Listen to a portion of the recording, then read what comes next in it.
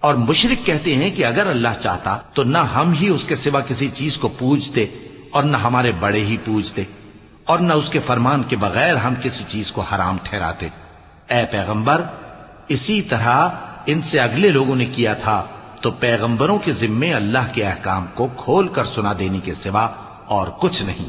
اور ہم نے ہر امت میں کوئی پیغمبر بھیجا کہ اللہ ہی کی عبادت کرو اور بتوں کی پرستش سے اجتناب کرو، تو ان میں بعض ایسے ہیں جن کو اللہ نے ہدایت دی اور بعض ایسے ہیں جن پر گمراہی ثابت ہوئی۔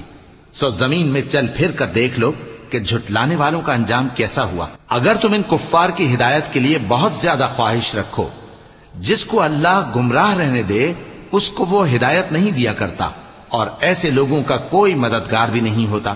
اور یہ اللہ کی سخت سخت قسمیں کھاتے ہیں کہ جو مر جاتا ہے اللہ اسے زندہ کر کے نہیں اٹھائے گا۔ کیوں نہیں؟